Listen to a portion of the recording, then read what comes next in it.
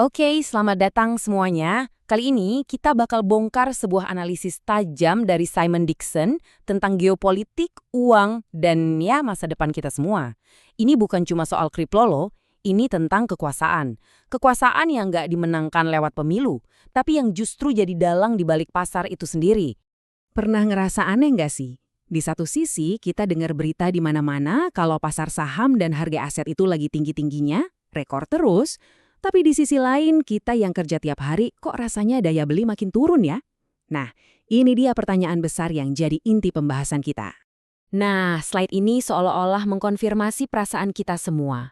Kalau Anda merasa ada yang nggak beres, kalau sistem ini terasa curang, analisis ini bilang perasaan Anda itu benar. Kita dijanjiin kemakmuran, tapi nyatanya inflasi makin menjadi-jadi. Nabung rasanya sia-sia. Yang punya aset makin kaya raya, yang nggak punya, ya gitu deh, makin ketinggalan. Oke, kita bedah lebih dalam lagi. Ini tuh bukan kapitalisme murni seperti yang sering digembar-gemborkan. Menurut analisis ini, kita sebenarnya hidup di dalam sesuatu yang, ya, sama sekali berbeda. Jadi, ini dia jantung masalahnya. Uang yang kita pakai sehari-hari itu pada dasarnya diciptakan dari utang. Titik. Bukan lagi uang yang di-backup sama aset beneran kayak emas.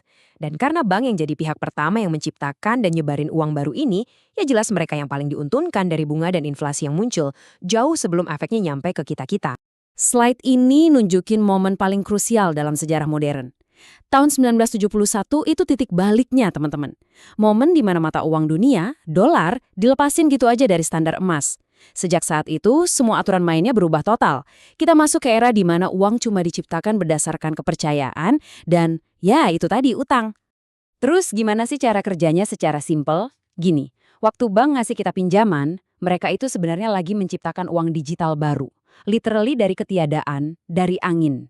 Dan kita, sebagai peminjam, bukan cuma harus balikin pokoknya, tapi juga harus bayar bunga di atasnya. Bunga dari uang yang tadinya bahkan nggak ada. Kebayangkan? Oke, sekarang kita geser sedikit.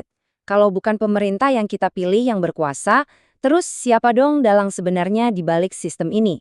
Siapa yang benar-benar megang kendali? Nah, analisis ini menyebut mereka kompleks industri keuangan.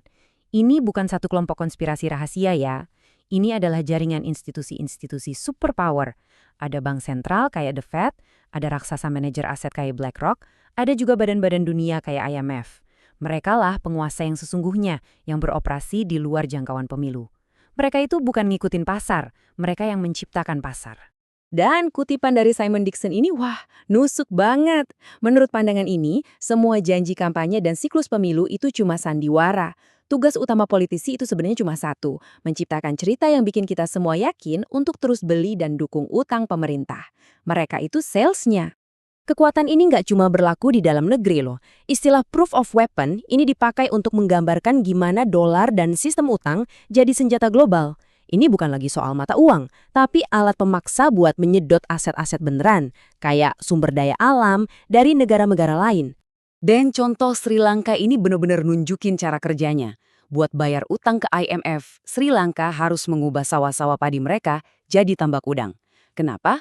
Biar udangnya bisa diekspor buat dapetin dolar, yang nantinya dipakai buat nyicil utang. Akibatnya, rakyat Sri Lanka justru kelaparan. Aset real, yaitu makanan, diekstrak demi membayar utang digital. Oke, itu tadi sistem yang berjalan sekarang. Pertanyaannya, ke depan bakal kayak gimana? Nah, disinilah ceritanya jadi makin mengerikan. Analisis ini memprediksi sebuah masa depan di mana level kontrolnya bakal jauh lebih canggih lagi.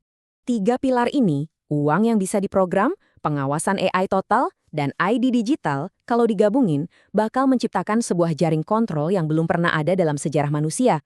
Bayangin deh, uang Anda bisa dibekuin kalau beli sesuatu yang dianggap salah, atau bahkan bisa kedaluarsa kalau nggak segera dibelanjakan.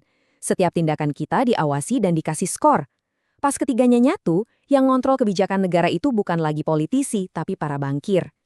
Nah, ini bagian yang mungkin bikin kaget banyak orang. Semua hype soal ETF Bitcoin dan adopsi institusional ini, menurut pandangan ini, sebenarnya adalah jebakan. Ingat kan, kekuatan Bitcoin itu ada di desentralisasi dan kepemilikan pribadi. Tujuan mereka adopsi Bitcoin itu bukan buat memberdayakan kita, tapi buat mengambil alih gerakan ini. Mereka mau kita serahin Bitcoin kita ke tangan mereka, kekustodian mereka, biar pada akhirnya mereka lagi yang pegang kendali. Persis kayak sistem yang lama. Oke, setelah dengerin semua masalah dan prediksi masa depan yang agak suram ini, pasti pertanyaannya, terus gimana? Apa ada jalan keluarnya?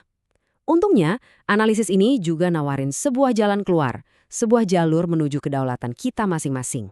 Di slide ini, kita dihadapkan pada dua pilihan yang kontras banget.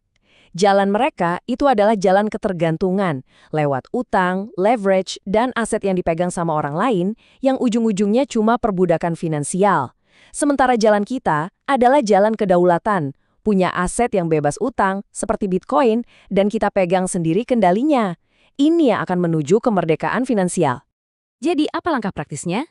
Pertama, miliki aset yang nggak diciptakan dari utang. Kedua, dan ini yang paling penting, belajar cara menyimpannya sendiri. Self-custody adalah kuncinya. Jangan titipkan ke orang lain. Ketiga, berusaha sebisa mungkin untuk bebas dari utang. Dan terakhir, perkuat ekonomi lokal di sekitar kita. Dukung bisnis-bisnis kecil di komunitas Anda. Ini cara kita membangun sistem paralel yang nggak terlalu bergantung sama struktur global yang rapuh ini. Pada akhirnya, analisis ini berpendapat bahwa suara kita yang paling kuat itu bukanlah di kotak suara pemilu, tapi ada di dompet kita. Setiap keputusan finansial yang kita ambil, itu adalah sebuah suara untuk masa depan yang kita inginkan. Jadi pertanyaannya sekarang kembali ke Anda, sistem mana yang akan Anda dukung? Pilihan ada di tangan Anda.